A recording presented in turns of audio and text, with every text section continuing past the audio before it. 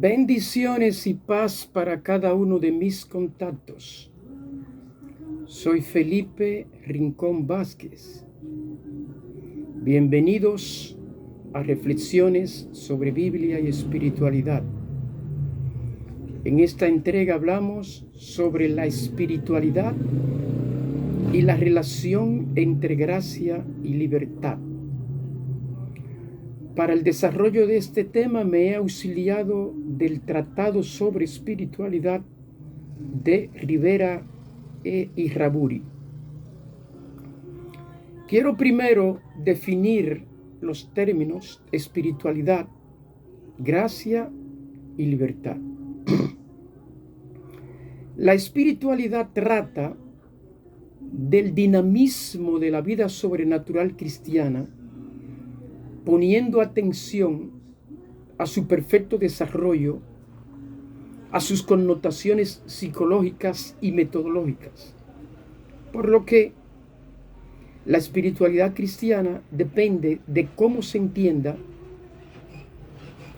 el binomio gracia y libertad, la acción de Dios y la acción del ser humano. La gracia, por su parte, es una benevolencia gratuita y misericordia de Dios hacia los seres humanos. Esta gracia se manifiesta, en primer lugar, aportando un estado de vida nueva y sobrenatural.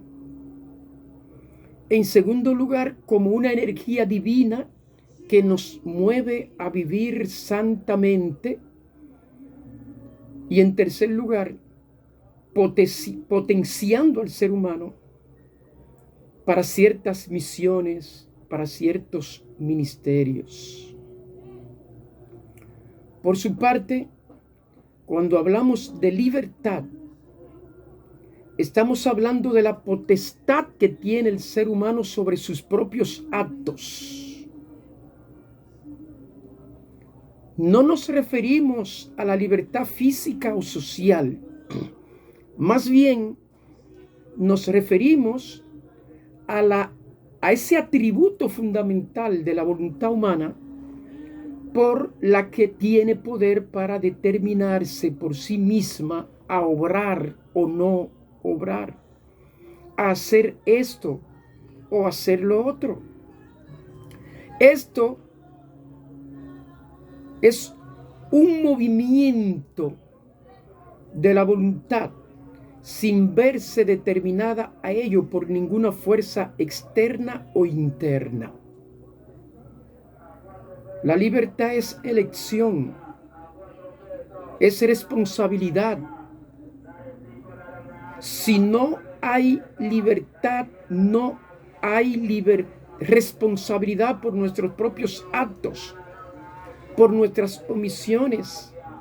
Si no hay libertad, entonces no hay elección digna de premio si se ha obrado bien o de castigo si se ha obrado mal.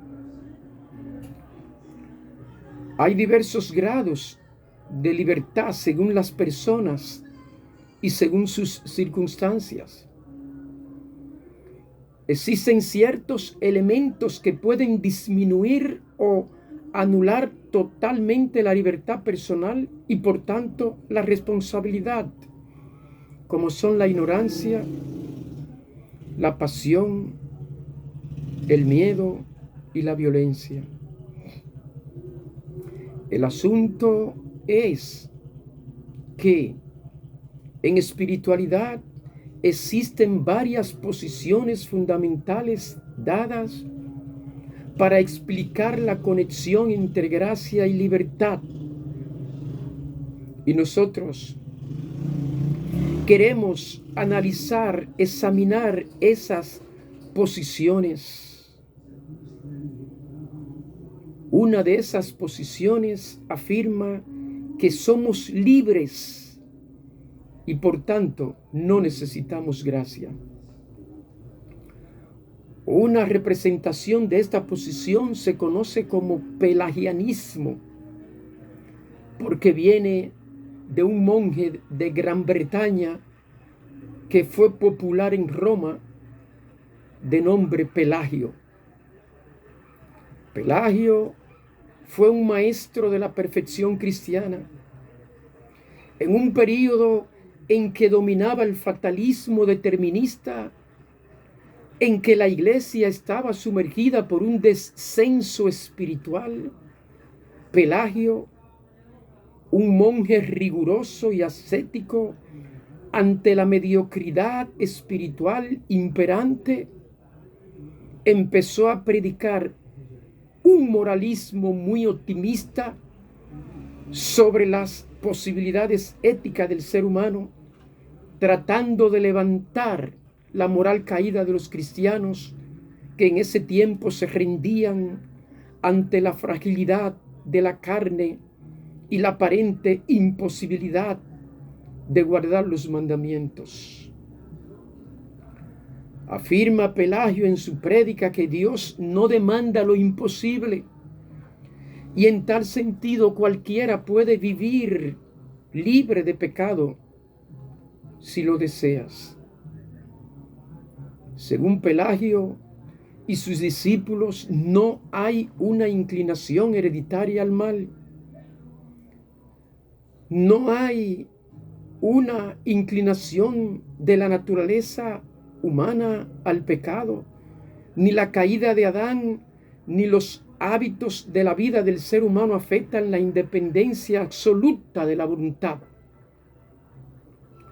Uno de sus discípulos, llamado Celestio, enseñó que cada infante nacido en el mundo estaba en la misma condición de Adán antes de la caída.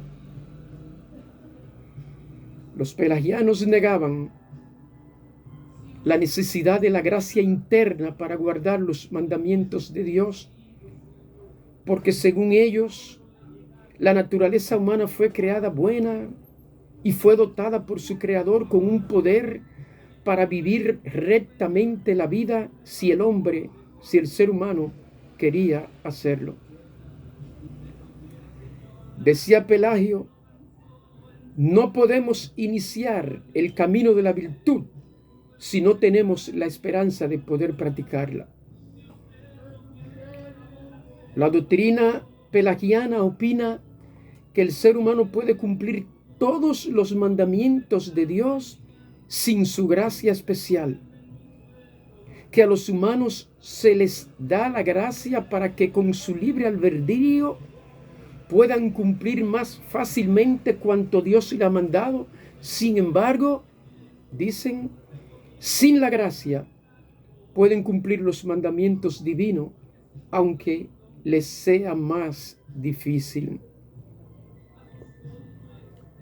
El asunto es que en el tiempo presente encontramos manifestaciones que llevan más o menos marcado el sello pelagiano. Señalemos algunas. Por ejemplo, cuando el cristiano cae en el moralismo y se dejan a un lado los elementos de la gracia. Observamos que en algunos círculos cristianos la predicación apremia la conducta de los humanos sin mayores alusiones a la necesidad de la gracia de Cristo, como si ellos por sí solos pudieran ser buenos, honestos y eficaces, como si ellos por sí solos y por su propio esfuerzo pudiesen transformar la sociedad. En este planteamiento, la inhabitación divina, la presencia divina vivificante, el acceso al culto que nos pone en comunión con la predicación y el compartimiento de los dones de la gracia, la misma fe, una palabra, lo místico, todo esto queda devaluado como elementos accesorios y no necesarios para la salvación del ser humano y la sociedad.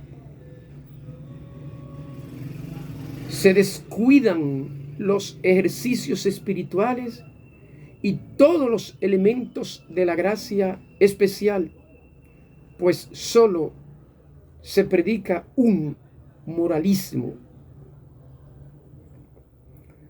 También encontramos el sello pelagiano cuando no se habla de la necesidad de elevar a la raza humana. En este caso, la oración de petición pasa a un segundo plano, se olvida o se niega. Falta el espíritu de acción de gracia. Se adula al hombre, la mujer, la juventud, el intelectual, ignorando que todos son miserables, débiles, sujetos al influjo del mal y necesitados de la salvación, necesitados de esa gracia sobrenatural de Cristo. Se ignora que la salvación consiste en elevar al ser humano del lugar en que se encuentra a un estado superior que recibimos por gracia. También encontramos el sello pelagiano cuando el culto cristiano, su celebración, su participación deja de ser la clave de la transformación en Cristo de los seres humanos y de la sociedad. Los que creen que su salvación es ante todo gracia de Cristo jamás se apartan de los manantiales de la gracia. Pero los que esperan salvarse por sus propios esfuerzos malviven alejados de esas fuentes. En fin, podemos decir que es pelagiano el cristiano que se limita a proponer valores morales, tales como verdad, libertad, justicia, amor al prójimo, unidad, paz, pero no afirma que Cristo mismo es la verdad y que sin Él se pierde el ser humano en el error, que solo Él nos ha hecho libres, que solo por la fe en Él alcanzamos justicia, esa justicia que procede de Dios, que solo Él ha difundido en nuestros corazones la fuerza del verdadero amor fraterno, que solo Él es capaz de reunir a todos los seres humanos que andan dispersos, pues para eso dio su vida, y que solamente Él es nuestra paz. En los últimos siglos hemos visto un proceso de descristianización de los países que tuvieron raíces cristianas. Asimismo, se ha ido produciendo una reducción del evangelio en los países ricos. Han quedado reducidos al materialismo secular y un moralismo individual, entre otras reducciones. Y en los países del tercer mundo, a un moralismo social.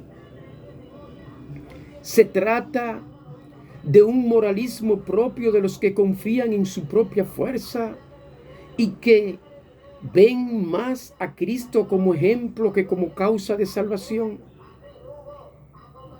Estos propugnan por un cristianismo centrado en la fuerza del ser humano para cambiarse a sí mismo y en la eficacia de sus iniciativas para mejorar la sociedad. Un cristianismo que solo ha producido secularismo y apostasía. Ellos no ven que solo el Espíritu Santo puede renovar la paz de la tierra. Ellos no pueden entender que el texto bíblico dice: están salvados por la gracia mediante la fe, y no se debe a ustedes, sino que es un don de Dios. Y tampoco se debe a las obras para que nadie pueda presumir. La evangelización del mundo seculado y apóstata exige superar en la proclamación del evangelio todos estos moralismos. El evangelio no fue escrito ante todo como un código de doctrinas morales, sino como una presentación de Cristo determinada a suscitar la fe en Él. Nos dice: estas cosas fueron escritas para que creáis que Jesús es el Mesías, el Hijo de Dios, y con esta fe tengan vida gracias a Él. Hoy no habrá una efectiva evangelización del mundo secularizado y apóstata si solo fuésemos capaces de denunciar una y otra vez sus miserias morales, proponiéndole unos ideales éticos que sin Cristo no pueden vivir, que sin Cristo ni siquiera lo pueden entender. Pablo dice que la ley escrita condena a muerte, pero el Espíritu de Dios da vida. Hoy evangelizaremos realmente en la medida en que seamos capaces de decirle al hombre y mujer actual que está perdido, que está angustiado, que está muerto y que solo en Cristo, en la apropiación de su mensaje, puede hallar por gracia la verdad, la bienaventuranza y la vida.